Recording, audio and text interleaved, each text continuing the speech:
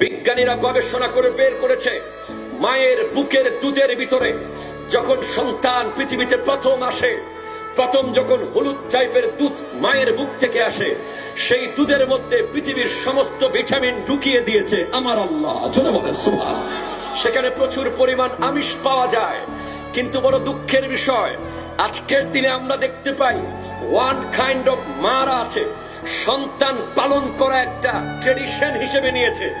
সন্তান জন্ম দেয় ঠিক, কিন্তু সন্তানকে বুকের দুধ পান ঠিকভাবে করায় না। ঠিক কিনা কথা বলেন?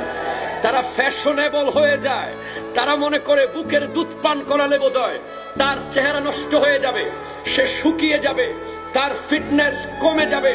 কিন্তু সে তো জানে না, মুফাসসিরিনে কেরাম লিখছেন আমার আল্লাহ কোরআনের ভিতরে ওই সন্তানের জন্য বুকের দুধকে দেওয়ার ব্যাপারে বলে দেওয়ার অর্থ হলো, ওই বুকের দুধ যদি 2 বছর সন্তান পান করে, প্রত্যেকটা দুধ টানার মধ্যে প্রত্যেকবার যখন মায়ের বুক থেকে সন্তান দুধটাকে টান মারে, একটা স্পন্দন তৈরি হয়।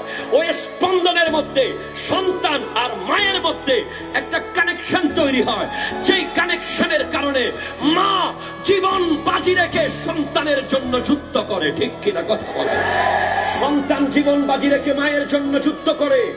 আজ আমরা সেই সমস্ত মাদেরকে বলে দিতে চাই, কোরআন আপনাদেরকে বলেছে 2 বছর সন্তানকে দুধ পান করাতে হবে, কিন্তু আপনারা দেখা যায় স্মার্ট হওয়ার জন্য, নিজের যৌবনকে স্মার্টলি ধরে রাখার জন্য, নিজের ফিটনেস ঠিক রাখার জন্য সন্তানকে যারা বুকের দুধ ঠিকভাবে পান করায় না, এক সময় দেখা যায় সেই সন্তান মাকে বৃদ্ধাশ্রমে দিয়ে দেয়। ঠিক হাত তুলে বলেন ঠিক কিনা বলেন?